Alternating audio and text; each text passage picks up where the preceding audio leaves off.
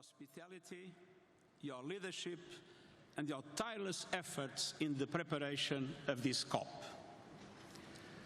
Your Royal Highnesses, Excellencies, ladies and gentlemen, the 6 years since the Paris Climate Agreement have been the 6 hottest years on record. Our addiction to fossil fuels is pushing humanity to the brink. We face a stark choice. Either we stop it or it stops us. And it's time to say enough.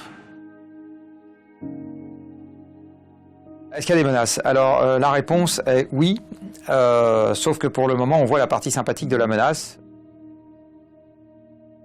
Depuis qu'on a commencé à taper dans l'énergie fossile, on a augmenté la taille de la population, on a augmenté l'espérance de vie de la population, on a augmenté le rayon d'action de chacun, on a augmenté notre pouvoir d'achat.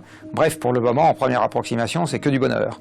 Le problème, c'est que l'expérience n'est pas terminée et qu'une bonne partie de ce que je viens de décrire se paye derrière d'un certain nombre de factures dont l'effet n'est pas instantané. Alors il y en a une à laquelle on peut penser, c'est le changement climatique, mais pas que. Le fait qu'on soit très nombreux sur Terre, par exemple, ce qui a été permis par l'énergie, a engendré de la déforestation. Parce que pour nourrir tout ce beau monde, il faut faire des champs, et les champs se font en prenant sur la forêt.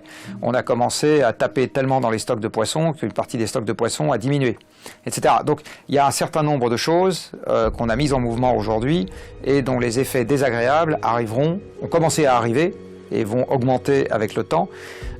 Donc il y a une forme de menace à ce titre. Recent climate action announcements might give the impression that we are on track to turn things around. This is an illusion.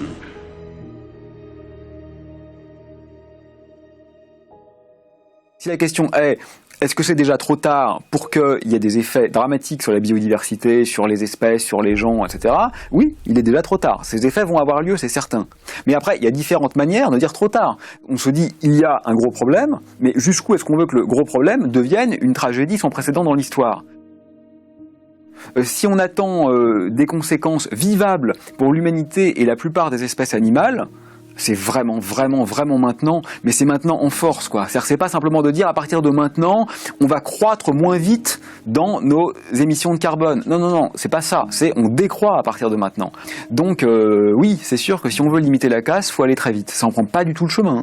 Il n'y a aucun pays, aucun grand pays en tout cas, qui le fait en ce moment. Pensez qu'aujourd'hui, à 8 milliards d'individus sur la planète, en ayant créé un système qui dépend d'une ressource épuisable, on va pouvoir en sortir sans effort, sans heurts, etc. C'est évidemment une illusion. Est-ce que ne pas s'organiser va nous dispenser des efforts? Pas une seconde non plus.